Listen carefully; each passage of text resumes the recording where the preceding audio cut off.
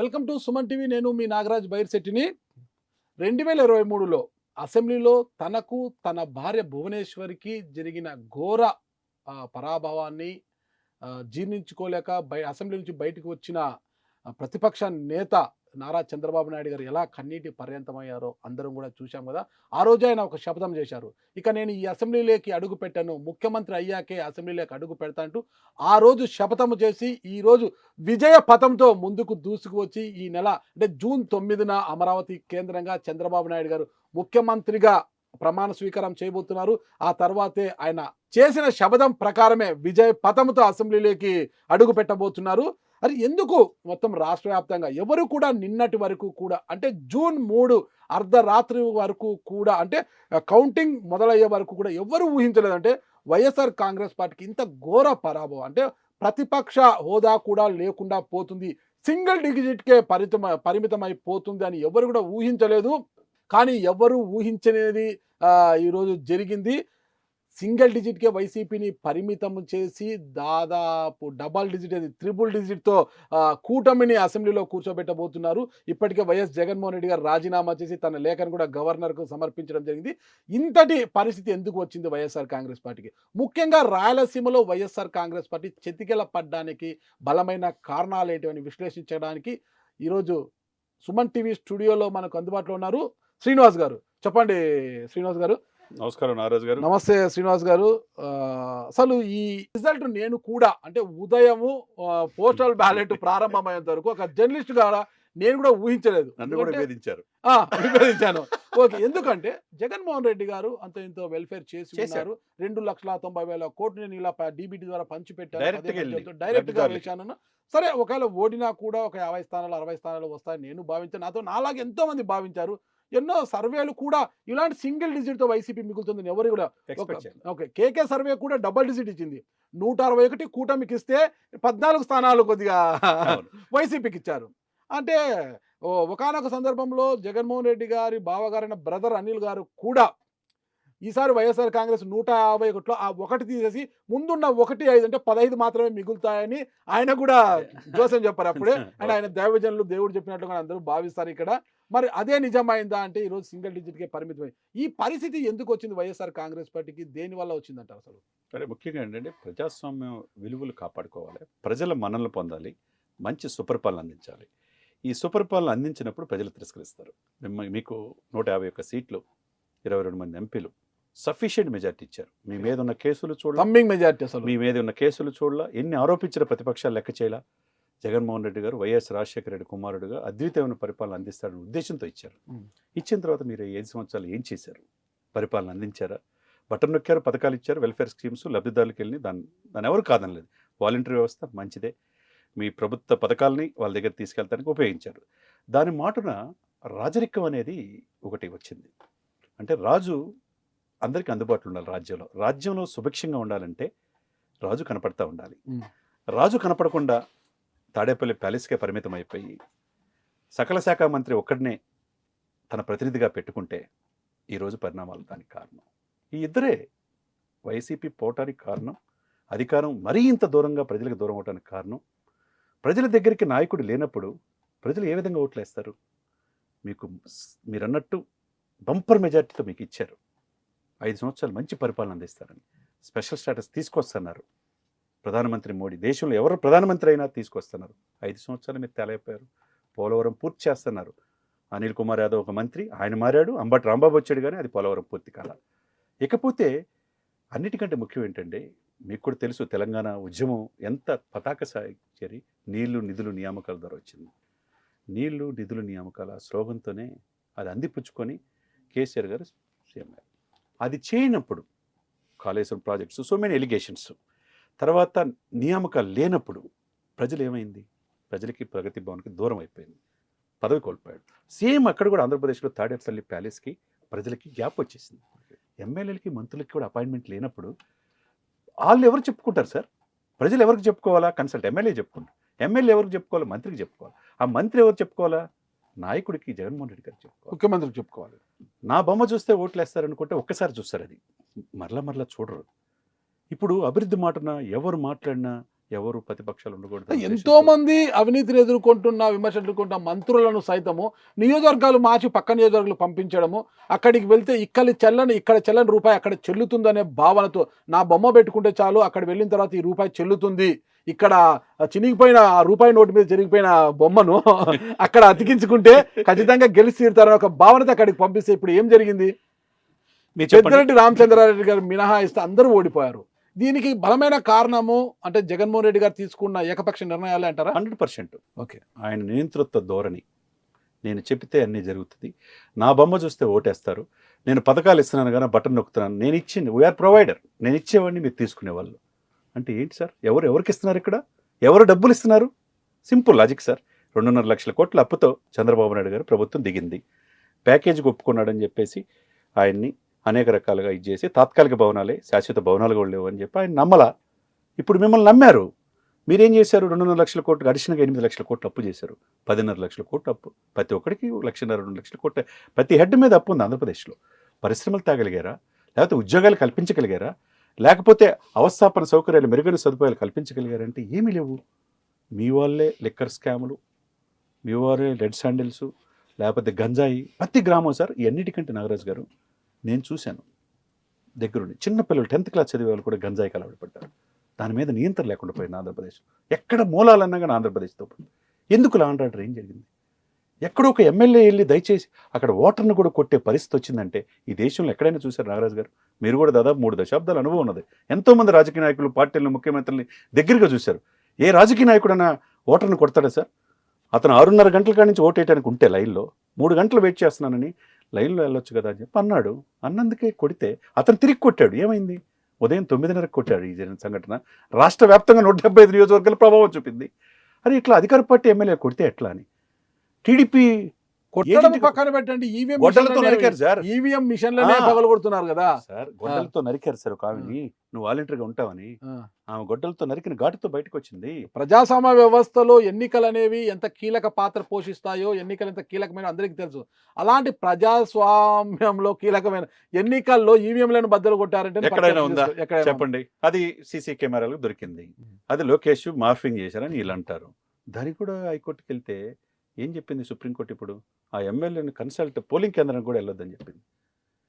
నువ్వు చెప్పిన విజయ కదా నిరజాక్షి అన్నట్టు పరిపాలన వ్యవస్థలు అన్నీ ఉంటాయి సార్. 324 ఆర్టికల్ ప్రకారం మీకు తెలియదు కాదు. Election commission is independent body. మరి సాక్షాత్ అంబటి రాంబాబు గారు నా నియోజకవర్గ సత్యనపల్లిలో 5 బూతుల్లో రీపోలింగ్ చేయండి, ఎలక్షన్ కమిషన్ పోలీసులు సరిగ్గా నిర్వహించలేదు అని చెప్పి వెళ్ళటువంటి ఎంత హాస్యాస్పదం సార్. Election commission డ్యూటీయా? సాక్షాత్ అప్పుడే వాళ్ళ మంత్రులు ఓడిపోయారని నైతికంగా ఒప్పుకుంటాడు.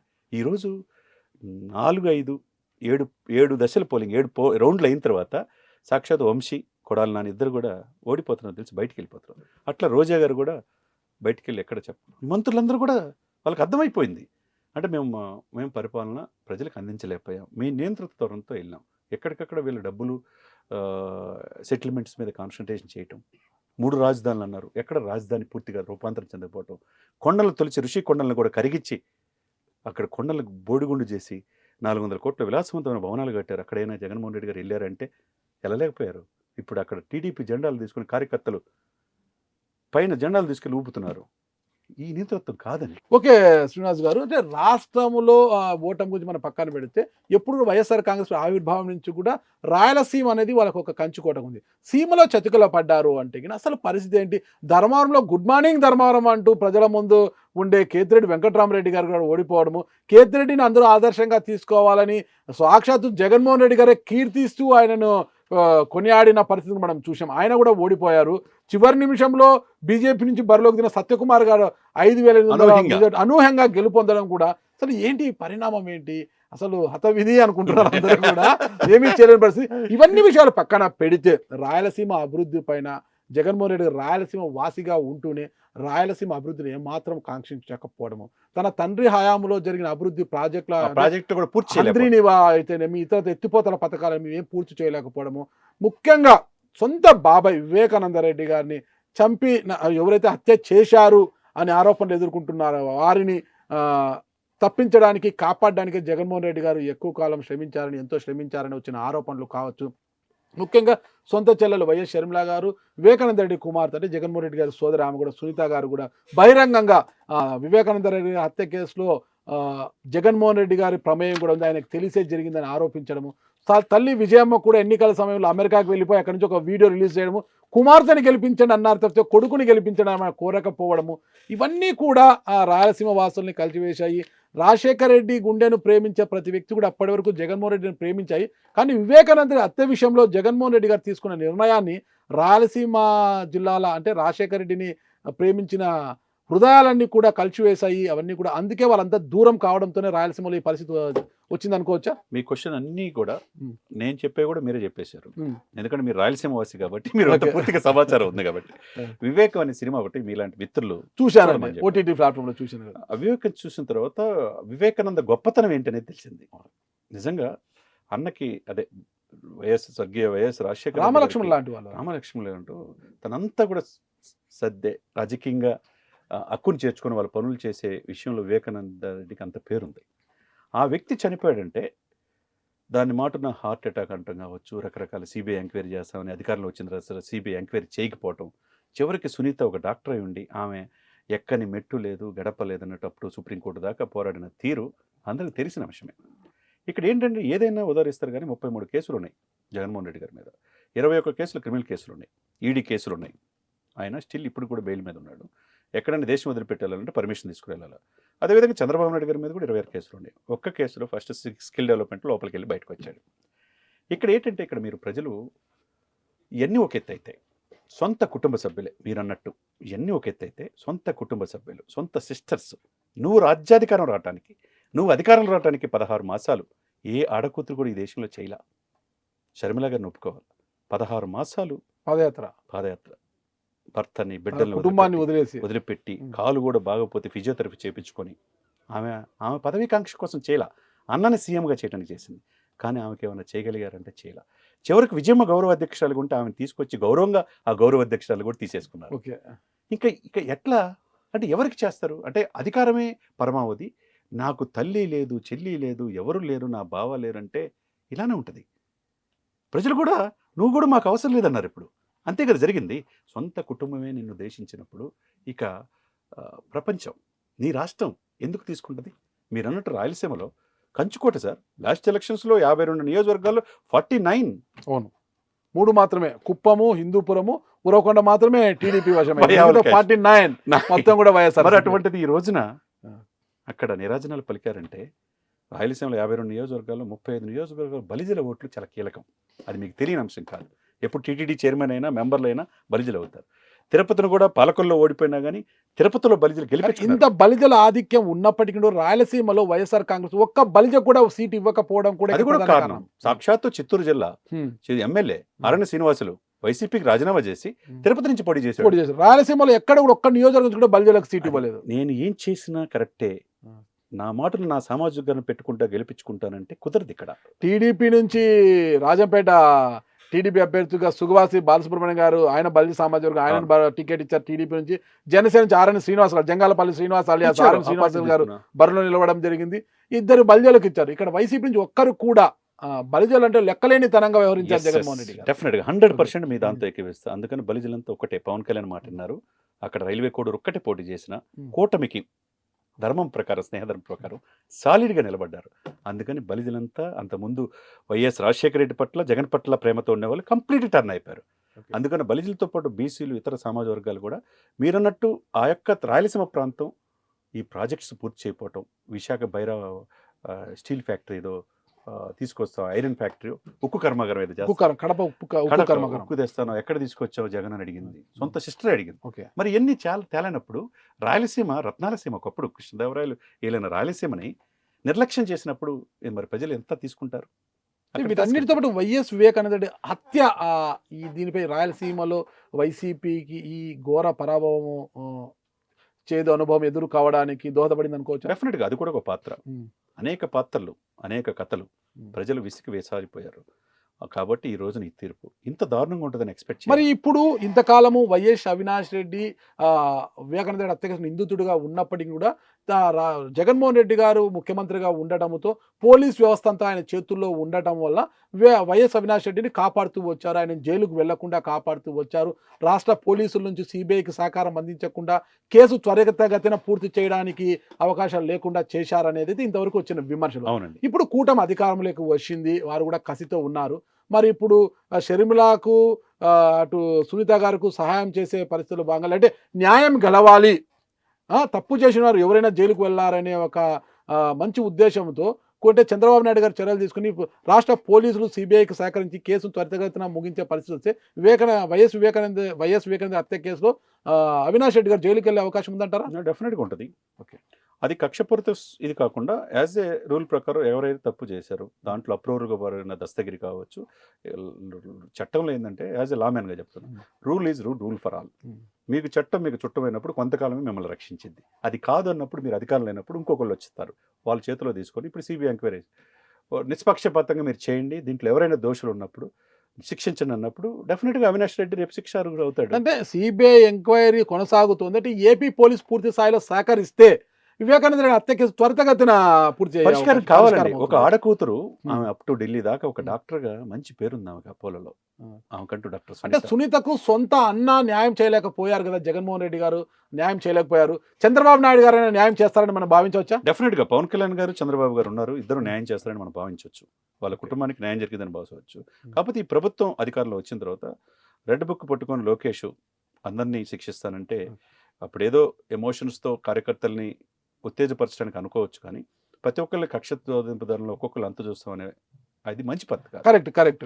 ఏమంటారు నారాజు గారు? మీకు అనుభవం ఉంది, మీకు సఫిషియెంట్ మెజారిటీ ఇచ్చారు, మిమ్మల్ని కాదని మిమ్మల్ని నిర్లక్ష్యంగా వ్యవహరించిన వాళ్ళందరికీ దేవుడే తీర్పిచ్చారు అనుకోవచ్చు. మంత్రి పదవులు మొత్తం పోయినాయి, ఇప్పుడు సింగిల్ డిజిట్ కి పరిమితం చేశారు. వాళ్ళకి వీళ్ళకి తేడా లేకుండా పోతుంది. లోకేష్ గారు కక్షపూరిత పనులు చేస్తే కక్ష సాధింపు చర్యలకు పాల్పడితే ఇక వాళ్ళకి వీళ్ళకి తేడా లేకుండా పోతుంది.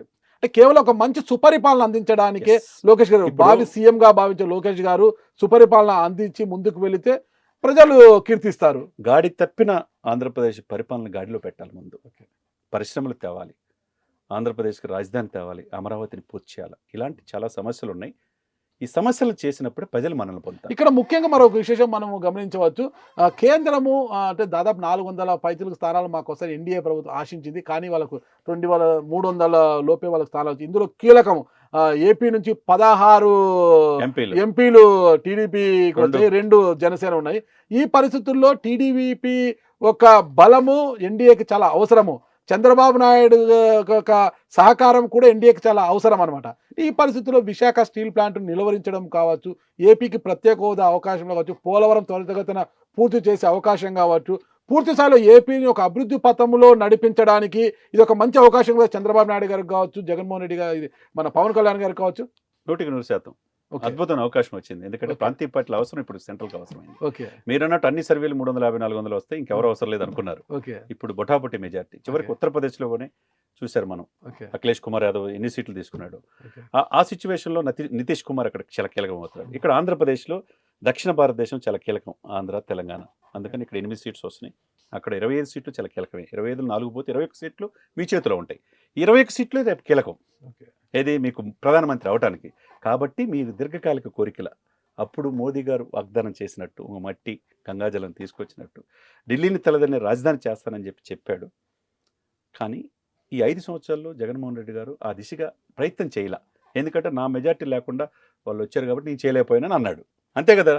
ఇప్పుడు మీ అవసరం వచ్చింది, ఇప్పుడు వీళ్ళ పరీక్ష. చంద్రబాబు నాయుడు గారికి పవన్ కళ్యాణ్ గారికి పరీక్షే. రాజధాని పూర్తి చేయాలి, పోలవరం పూర్తి చేసుకోవడం, నిధులు తెచ్చుకోవాలా, స్పెషల్ స్టేటస్ తీసుకురావాలా, మీరన్నట్టు విశాఖ స్టీల్ కూడా ప్రైవేట్ పరం కాకుండా కాపాడుకోవాలా. ఇవన్నీ చేయగలరు, వీళ్ళు చేయగలరు నమ్మకం చేస్తే భవిష్యత్తులో మరలా వచ్చే అవకాశం ఉంటుంది. సరే, ఇంత పరిస్థితి వచ్చింది, సింగిల్ డిజిట్కే వైసీపీ పరిమితం అవుతోంది ఇక్కడ. అంటే భవిష్యత్తులో ఇక వైసీపీ పార్టీ అనేది ఒకటి ఉంటుందా? ఒక చర్చ అప్పుడే మొదలైంది.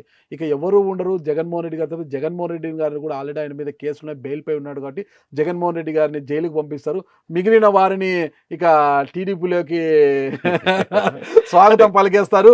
ఈ పరిస్థితుల్లో ఇక పార్టీ అనేది ఉండదు. 2029 నాటికి వైసీపీ అనేది కనిపించదు.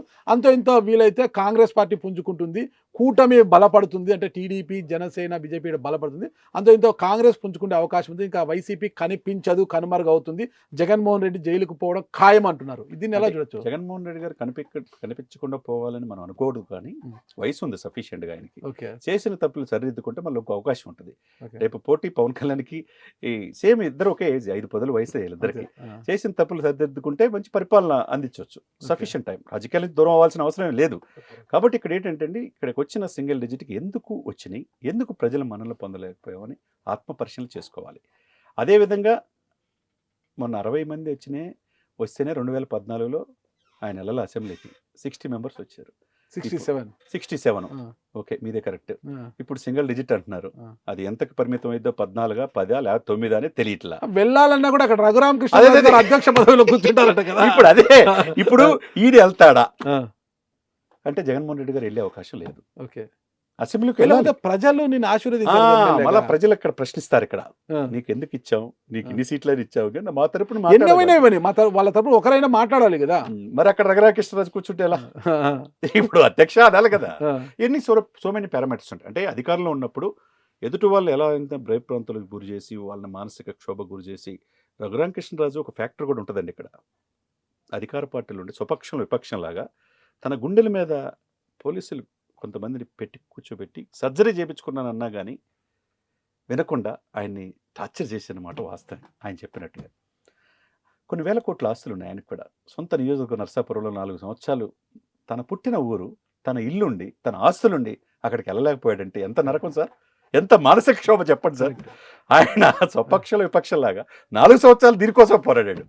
జగన్మోహన్ రెడ్డి గారికి ఈ రోజు కోసమే ఈ రోజు ఉండి నుంచి ఆయన అనుకున్నాడు ఎంపీ అవుదామని. అది ఎందుకు కాలేదో తెలియదు, కానీ ఇప్పుడు ఎమ్మెల్యే అవుదామని ఉండి ఎమ్మెల్యే స్పీకర్ కాబోతున్నాడు అంటున్నారు.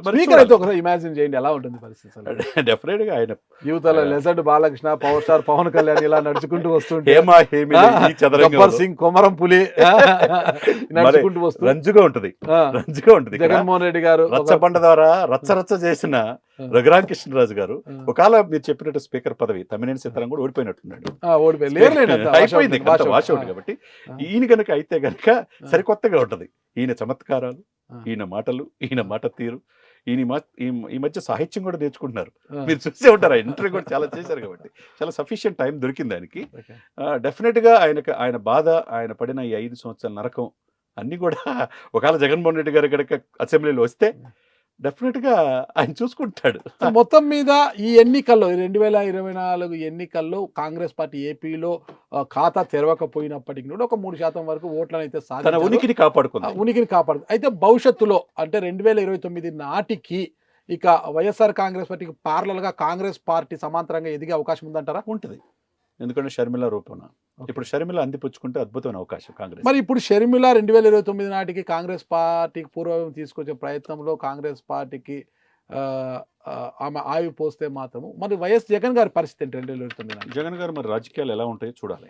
ఆయన ఇప్పుడు ఈ 9 మందితో, ఈ 10 మందితో సింగిల్ డిజిట్తో ఆంధ్రప్రదేశ్లో ప్రజా సమస్యల కోసం ఎలా పోరాడతారు, తప్పులు జరిగింది సరిదిద్దుకొని ఎలా వెళ్తాడనేది, వెళ్ళగలడా లేకపోతే అతని వ్యాపారాల మీద దృష్టి పెడతాడా, రాజకీయాలు ఉండగలడా అనేది రాబోయే కాలమే సమాధానం. జగన్మోహన్ రెడ్డి గారు ప్రజల మధ్యకు వెళ్ళాలంటే మళ్ళీ పాదయాత్రలు అన్ని చేస్తారేమో. అంటే పాదయాత్రలో చేసిన వారందరూ కూడా అధికారంలోకి వస్తున్నారు. అంటే 2029 అధికారంలోకి రావాలంటే జగన్మోహన్ రెడ్డి గారు మళ్ళీ పాదయాత్ర చేస్తారేమో. ఒకసారి మనం అనుకోవచ్చా పాదయాత్ర చేస్తారని? చూడాలి, ఎలా ఉంటుందో చూడాలి. మనం ఇప్పుడే ప్రిడిక్షన్ చేయలేం కదా సార్ నాగరాజు గారు. ఓకే, ఓవరాల్ గా ఆ రోజు శపథం చేసి ఈ రోజు విజయ పథంలో నడిచిన చంద్రబాబు నాయుడు గారిని ఏ విధంగా చూస్తారు? ఈరోజు శపథం చేసింది చంద్రబాబు నాయుడు గారు మీరు అనుకుంటున్నారు. ఆ శపథానికంటే ముందు జగన్ నిన్ను అధపాతాలను తొక్కపోతే నా పేరు పవన్ కళ్యాణ్ కాదు, నా పార్టీ జనసేన కాదు అని లక్షలాది మంది శపథం చేయటం అది గొప్ప. మీరు గమనించారా?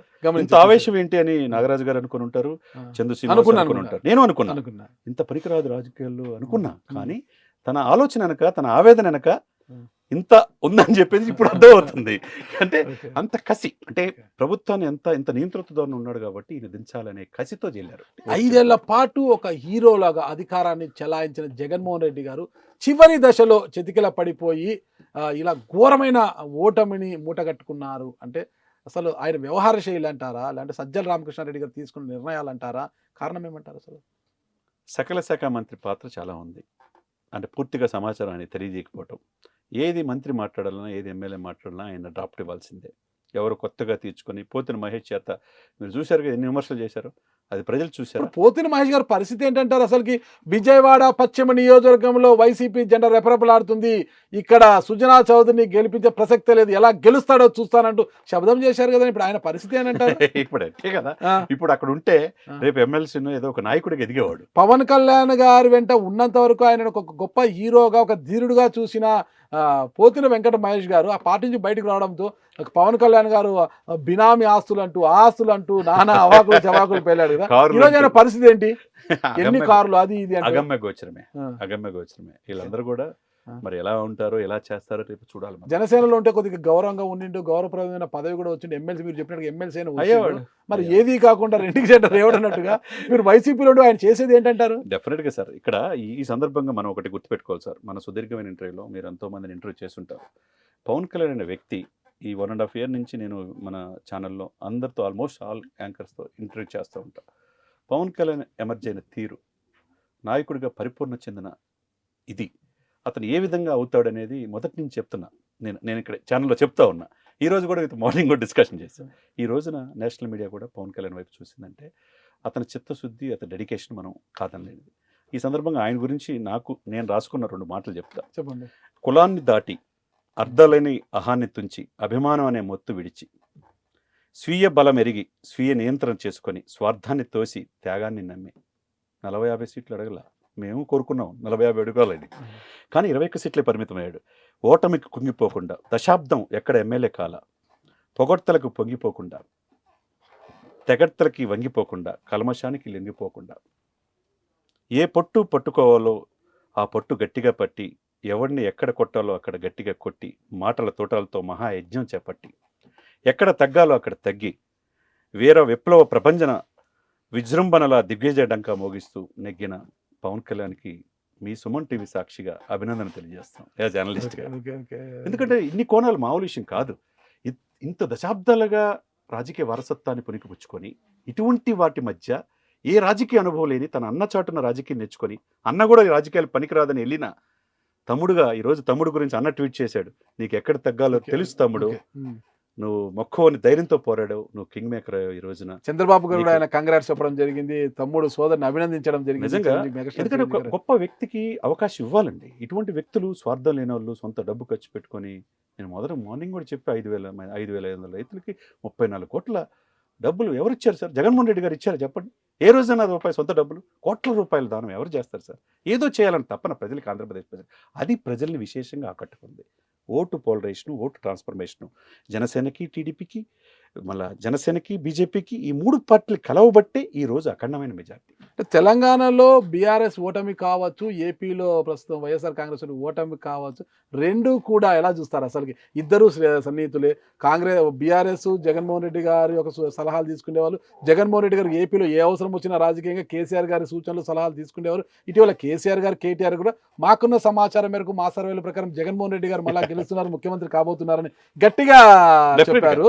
మరి ఇద్దరు కూడా ఇటు తెలంగాణలో బీఆర్ఎస్ చతికిల పడ్డము, అటు ఏపీలో ప్రతిపక్ష హోదాను కూడా కోల్పోవడాన్ని ఎలా చూస్తారంటారు? యాదృచ్ఛికం కాదు, వాస్తవమే. ఇదంతా కూడా యాదృచ్ఛికంగా జరిగింది కాదు, స్వయంకృత అపరాధం. అవునంటారా కాదంటారా? అవుననే అంటాను. మొన్న అవుననే అంటాను. మొన్న 2వ తారీఖు వరకు 10 సంవత్సరాలు కామన్ క్యాపిటల్ సార్ హైదరాబాద్.